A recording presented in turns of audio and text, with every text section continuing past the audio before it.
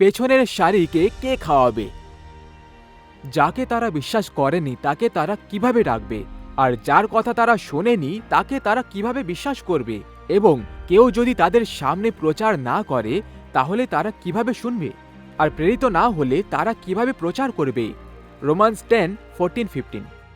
যিশু যখন এক বিকেলে অলৌকিকভাবে 5,000 লোককে খাওয়ালেন, তখন তিনি তার শিষ্যদের প্রথম সারিতে খাবার শেষ করতে বলেননি, বরং এর বদলে উনি যেটা করলেন সেটা হলো আবার একই সারিতে খাওয়ানোর জন্য ঘুরে দাঁড়ালেন। যদি তিনি এটা করতেন তাহলে ভিড়ের পেছনের লোকেরা ক্ষুধার্ত হয়ে উঠত এবং বিরক্ত হতো যে তাদের কিছুই ছিল না, অথচ অন্যরা দ্বিতীয়বার খেতে পেত। কিন্তু কেন? আমাদের জিজ্ঞাসা করতে হবে যে লক্ষ লক্ষ সুসমাচার বহুবার শুনেছে, অন্যরা একবারও শোনার আগে।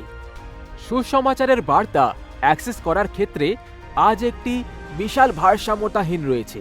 একজন মার্কিন বাসিন্দার তাদের জীবদ্দশায় বারবার শোনার সুযোগ রয়েছে, আর তা সত্ত্বেও প্রায় 1/3 মানুষ একবারও গসপেল স্পষ্টভাবে শোনেননি। অনেকের কাছে বাইবেল বা অন্য খ্রিস্টানের কোনো অ্যাক্সেস নেই এবং কোনো ধারণা নেই যে ঈশ্বর তাদেরকে ব্যক্তিগতভাবে ভালোবাসেন। পল রোমান্স 15 লিখেছিলেন, যেখানে খ্রিস্ট পরিচিত ছিলেন না সেখানে গসপেল প্রচার করা সবসময় আমার উচ্চাকাঙ্ক্ষা ছিল, যাতে আমি অন্য কারোর ভিত্তির ওপর নির্মাণ না করি, বরং যেমন লেখা আছে, যাদের তার সম্পর্কে বলা হয়নি তারা দেখতে পাবে এবং যারা শোনেনি তারা বুঝতে পারবে।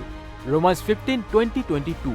এমনকি কেপি ইয়োহানান এটিকে এইভাবে তুলে ধরেন, যাদের কাছে সুসমাচার আছে তারা নিজেরাই এটিকে বারবার গুঞ্জন করতে থাকে। এদিকে লক্ষ লক্ষ লোক যারা এটি একবারও শোনেনি তারা অনন্ত নরকের শিখায় পড়ে যায়। এটি খুবই দুঃখের কথা। পেছনের সারিতে বসা লোকেদেরকে খাওয়ানোর জন্য আজ আপনি কি পদক্ষেপ নেবেন? পরমেশ্বর সেই সব লোকেদেরকেই দেখেন যারা দায়িত্বের সাথে তার কাছে গিয়ে পৌঁছয় এবং পেছনের সারিদের লোকেদেরকে বসিয়ে খাওয়ায়। প্রভু আপনার আত্মাকে পবিত্র করেন। ঈশ্বর আপনাকে আশীর্বাদ করুক।